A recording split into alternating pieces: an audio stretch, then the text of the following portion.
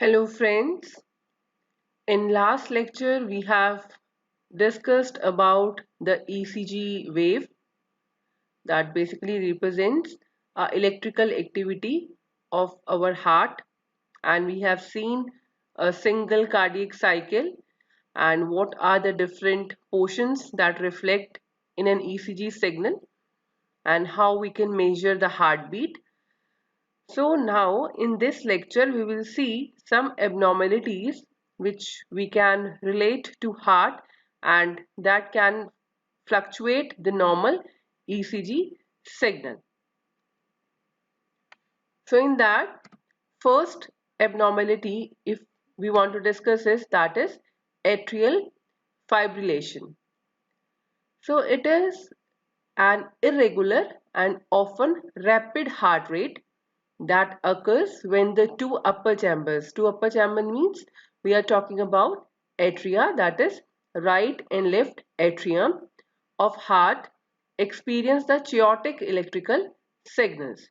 So they beat out of coordination with the two lower chambers, that are ventricles. So when they are beating out of coordination means the atria and ventricles are not beating in synchronization, or we can say coordination, then this problem of atrial fibrillation will occur. So you can see the two graphs. It is showing a normal ECG, or we can say ECG tracing of a normal heart rhythm, and then we have ECG corresponding to atrial fibrillation, that is tiny irregular fibrillation waves between the heartbeats.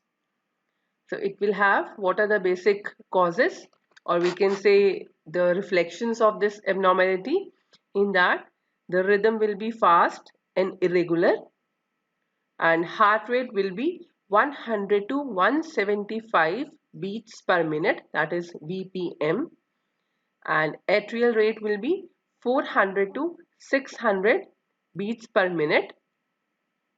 And P wave, it will be very poorly defined, mainly in lead 2. PR will be absent, that is PR segment will be absent, and QRS will be a narrow complex. You can see in the graph also it is very narrow complex, and ST will be ST segment we are talking about, that will be normal, and T and QT will also be normal in case of atrial fibrillation. Now we have another abnormality, that is atrial flutter or AFL. Now it is a type of again abnormal heart rate. It occurs when the upper chambers of our heart beat too fast and when the chambers in the top of our heart, that is atria, beat faster than the bottom ones. Now they are again out of coordination, but atria beat very fast than the ventricles. So again it causes our heart rhythm to go out of synchronization. So that corresponds to atrial flutter. Now what changes it will reflect?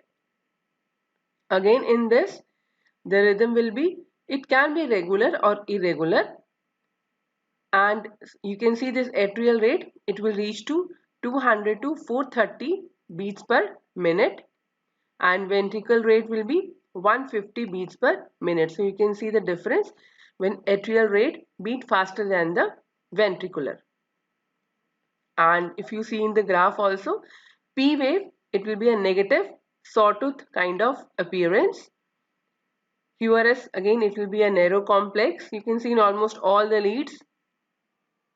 Mainly you can see in lead 2 again. And ST will be again normal. T will be normal. QT will be normal. So this was atrial flutter. Now how we can differentiate between atrial fibrillation and atrial flutter?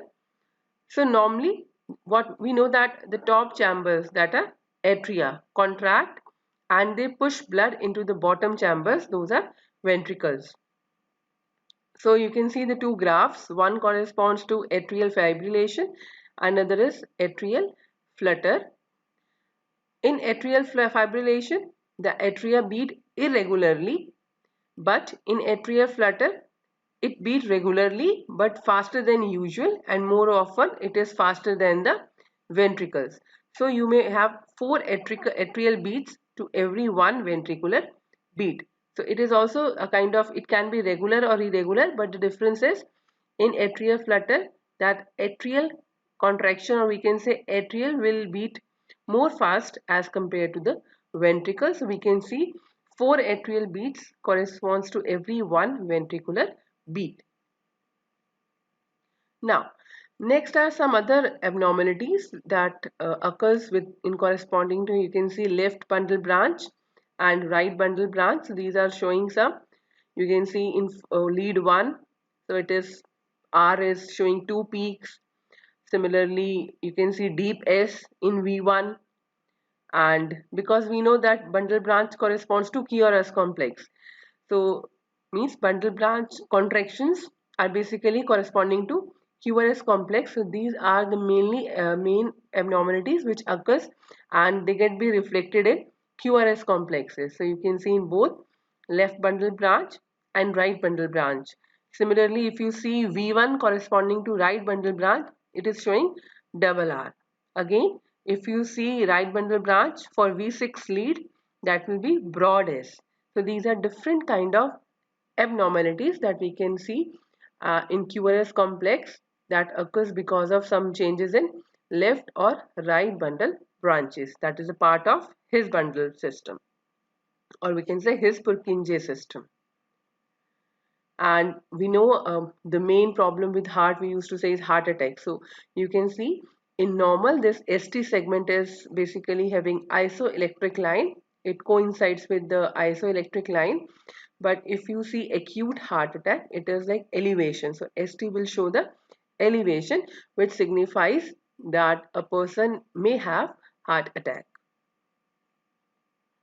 So these are some different kinds of stages. So first graph, if you see, it is showing normal rhythm, and second graph, if you see, it is showing first degree AV block, that is atrioventricular block.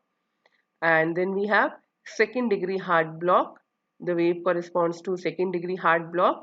And if you see complete heart block, it is third degree.